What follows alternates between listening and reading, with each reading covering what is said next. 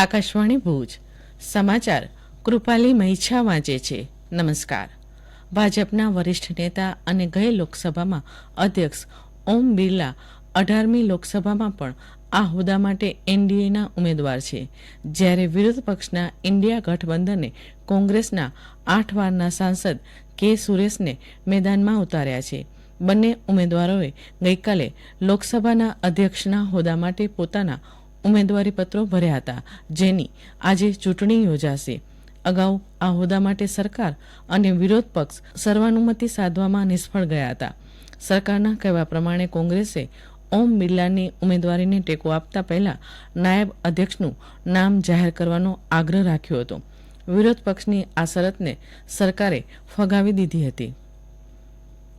કેન્દ્રીય નાણામંત્રી નિર્મલા સીતારમણે ગઈકાલે આગામી સામાન્ય બજેટ પૂર્વે નવી દિલ્હીમાં વેપાર અને સેવા ક્ષેત્રના પ્રતિનિધિઓ સાથે 7મી બેઠક યોજી હતી. આ બેઠકમાં કેન્દ્રીય નાણાં રાજ્યમંત્રી પંકજ ચૌધરી, મુખ્ય આર્થિક સલાહકાર વી અનંત નાગેશ્વરન, નાણાં સચિવ ટી.વી. સોમનાથ, ખર્ચ વિભાગના સચિવ અને આર્થિક બાબતોના વિભાગ તથા વાણિજ્ય અને ઉદ્યોગ મંત્રાલયના સચિવો ઉપસ્થિત રહ્યા હતા. એક અન્ય બેઠકમાં શ્રીમતી સીતારમણે રોજગાર અને કૌશલ્ય વિકાસના ક્ષેત્રોના નિષ્ણાતો સાથે વિચાર વિમર્શ કર્યો હતો. આજથી રાજ્યમાં 21મો શાળા પ્રવેશોત્સવ કન્યા કેળવણી મહોત્સવ 2024-25 ઉજવણી ઉલ્લાસમય શિક્ષણની થીમ સાથે યોજાશે. રાજ્યના 33 જિલ્લાઓના 254 બ્લોક્સ, 3247 ક્લસ્ટર અને 54,000 શાળાઓમાં યોજાશે. મુખ્યમંત્રી ભૂપેન્દ્ર પટેલ ડાંગ જિલ્લાના બિલિયાંબા ગામેથી શાળા પ્રવેશોત્સવનો આરંભ કરાવશે, ત્યારે કચ્છમાં શાળા પ્રવેશોત્સવ કાર્યક્રમમાં 59,000 વિદ્યાર્થીઓને શાળામાં પ્રવેશ કરાવવામાં આવશે, જેમાં બાળવાટિકા અને પ્રાથમિક શાળામાં 37,000 અને માધ્યમિક શાળામાં 22,000 છાત્રોને વાજતે ગાજતે શાળામાં પ્રવેશ અપાશે. સરહદ સુરક્ષા દળને નશાકારક પદાર્થોનો જથ્થો પકડવામાં સફળતા મળી હતી. ગઈકાલે એક શોધખોળ દરમિયાન બીએસએફે ભુજમાં જખૌ દરિયાકાંઠે આવેલા એક અલગ ટાપુમાંથી શંકાસ્પદ 20 પેકેટો જપ્ત કર્યા હતા. બીએસએફની એક ટુકડી આ ટાપુમાં સર્ચ ઓપરેશન કરી રહી હતી, તે દરમિયાન નશાકારક દ્રવ્યોના 20 પેકેટ મળી આવ્યા હતા.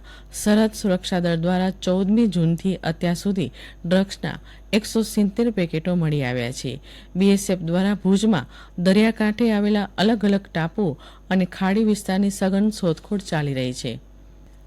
હવામાન વિભાગે 5 દિવસ કચ્છમાં કેટલાક સ્થળે હળવાથી મધ્યમ વરસાદ વરસશે તેવી આગાહી કરી છે. રાજ્ય પર સર્જાયેલા અલગ અલગ 3 સર્ક્યુલેશનની અસર છે, ત્યારે સર્ક્યુલેશનની અસરથી રાજ્યની સાથે કચ્છમાં વરસાદી માહોલ છવાયેલો રહ્યો હતો. છેલ્લા 3 દિવસથી સખત ઉકળાટ અનુભવતા વાગડવાસીઓ માટે રાત્રે 8 વાગ્યાના અરસામાં વરસાદનું જોરદાર ઝાપટું પડ્યું હતું, જેમાં રાપર, રવ, નંદાસર, ત્રંબો, સેલારી, કલ્યાણપર, આડેસર, કાનમેર, લોધરાણી સહિતના વિસ્તારોમાં વરસાદી ઝાપટા વરસ્યા હતા. ગાજવીજ સાથે જોરદાર ઝાપટાથી વાતાવરણમાં ઠંડક પ્રસરી જવા પામી હતી. રાત્રિના ગાંધીધામ, આદિપુરમાં પવન, વીજળીના કડાકા ભડાકા સાથે મોસમના પ્રથમ વરસાદનું આગમન થયું હતું.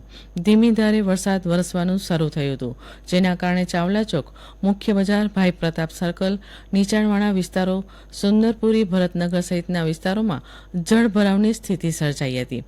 અંજાર તાલુકામાં વેગીલા પવન સાથે આવેલા વરસાદના કારણે રસ્તા પર પાણી વહી નીકળ્યા હતા. મોડી રાત્રે ભુજ, માધાપર સહિતના વિસ્તારોમાં ભારે પવન સાથે વીજળીના કડાકા ભડાકા સાથે વરસાદી ઝાપટું પડ્યું હતું. ઝાપટાની સાથે શહેરના અનેક વિસ્તારોમાં વીજળી ડૂલ થવાની સમસ્યા સર્જાઈ હતી.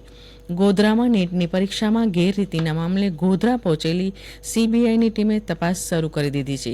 ફરિયાદની નકલ અને દસ્તાવેજો હસ્તગત કરવામાં આવ્યા છે, જેની તપાસ સીબીઆઈની ટીમ કરી રહી છે. આ ઉપરાંત જે નિવેદનો લેવાયા છે તેની પણ વિગતવાર માહિતી એકત્ર કરવામાં આવી રહી છે. આ સાથે આ સમાચાર બુલેટિન સમાપ્ત થયું. નમસ્કાર.